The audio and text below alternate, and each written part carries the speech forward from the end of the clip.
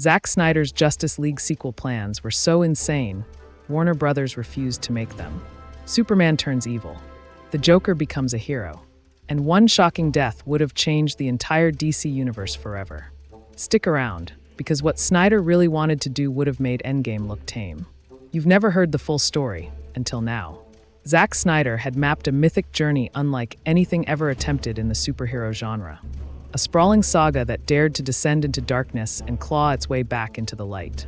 While Marvel celebrated its apex with Thanos in Infinity War and Endgame, Snyder had designed a titanic endgame of his own, one where gods, tyrants, and fractured souls collided in an operatic crescendo of war, betrayal, and resurrection.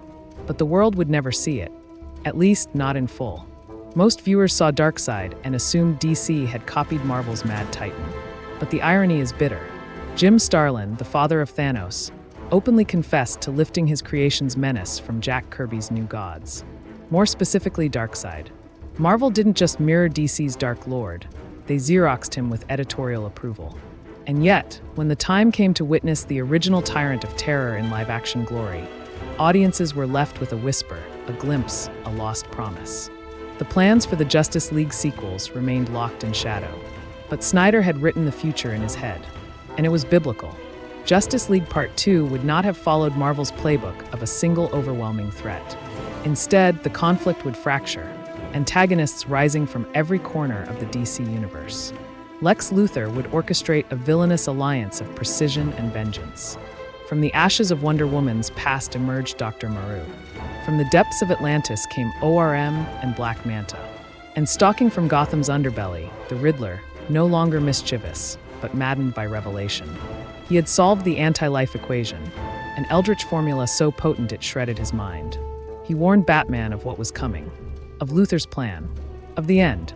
Then, in a moment that shook the Dark Knight to his core, the Riddler placed a fire weapon to his temple and ended his agony in a single, final act of madness. Darkseid came not in peace, but with intention. He struck a pact with Luthor, who offered him the anti-life equation and a strategy. Break Superman, don't unalive him.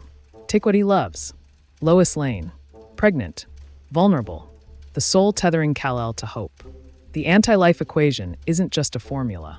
It's Dominion incarnate. A spell that rewrites the soul, obliterating free will, enslaving the essence of what makes a being them. It strips hope, burns love, and makes gods into tools. Lex told Darkseid that if he wanted a god to kneel, he'd have to reduce him to ash from within. Unalive Lois. Unleash despair. In the Batcave, the Trinity, Superman, Batman, Lois convene, realizing the storm has landed. Kal pleads with Bruce to guard Lois with his life. Then, he soars off to face the Destroyer. But the trap is already sprung. Darkseid boom tubes into the Batcave. Time slows. Superman races back, faster than sound, faster than light. But he's not fast enough. He arrives just in time to watch Lois Lane vaporized in a column of Omega fire, her scream fading into oblivion. And that's when it happens. Superman breaks. Rage overtakes him, but it's futile. Darkseid speaks the equation. Kal's fury dissipates. His will crumbles. The god of tomorrow becomes the puppet of annihilation. Batman, shaken to his marrow, watches his closest ally succumb. He barely escapes as Superman, now the executioner of Darkseid's will, turns on him. Elsewhere, the world unravels. The League scatters under the siege of the Legion of Doom. On Themyscira, Dr. Moreau unleashes a poison cloud that exterminates the Amazons. Diana passed away choking among her sisters. ORM and Black Manta invade Atlantis. Arthur Curry fights valiantly, but ultimately falls beneath the crushing pressure of the ocean he once ruled. Time skips. Years pass. Earth is a cinder. Civilization is fractured. Batman leads the resistance from the ruins of Gotham. His companions are few: Flash, Cyborg, Mara, Deathstroke. The world Snyder hinted at in Zack Snyder's Justice League becomes real. Broken. Haunted. The nightmare has arrived. Snyder envisioned Justice League Part 3, beginning with hope rekindled. A Green Lantern, John Stewart, arrives, seeking his lost partner. In Snyder's mind, Wayne T. Carr had already become this lantern. He even filmed a version of the meeting between Stewart and Bruce Wayne at the lake house. But Warner Brothers rejected it. They had plans for a different lantern. Instead, Snyder was told to offer Martian Manhunter. The compromise cut deep. The creative rift widened. Snyder kept pressing for world building, character mythos, and gravitas. The studio begged for jokes. "Where's the comedy?" they asked. "Where's the Marvel in your DC?" So they brought in Joss Whedon. But Snyder's blueprint didn't die. Part 3 would have been a time-traveling crucible. Cyborg, forging a cosmic treadmill powered by the Mother Box, prepares to send Barry Allen into the past. They only have one shot, to stop Lois from dying, to keep Superman from falling. And for that, they need an unlikely ally, the Joker.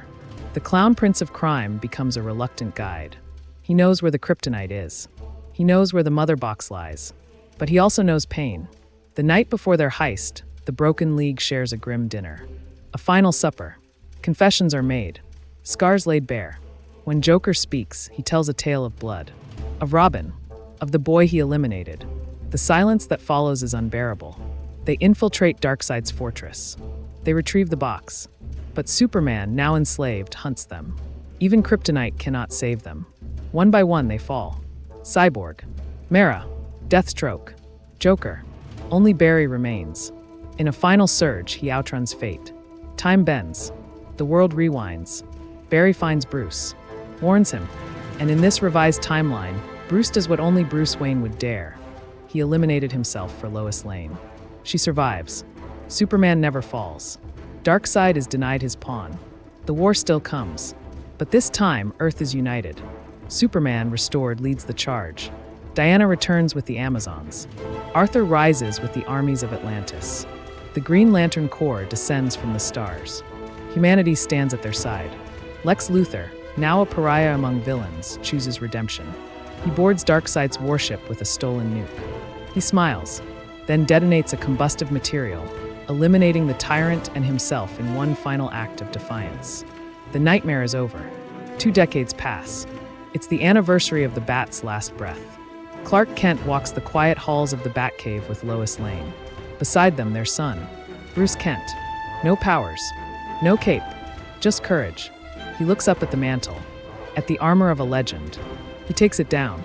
The torch is passed. In Snyder's earliest concept, that child wasn't Kal-El's son. He was Bruce Wayne's, conceived in grief, raised in secret, a child of 2 worlds, a love triangle born from war. The echo of Pearl Harbor, Ben Affleck's own tragic romance come full circle. A soldier presumed dead, a friend filling the void, a miracle return, and the consequence it left behind. But the studio blinked. They never let it breathe. Would Snyder's Justice League trilogy have redefined superhero cinema? Should Warner Brothers have trusted his vision? Do you believe Bruce Kent should have taken up the mantle? Drop your thoughts in the comments. We want to hear your take on what could have been the boldest finale in DC history. And if you want more hidden blueprints from the multiverse, make sure to subscribe.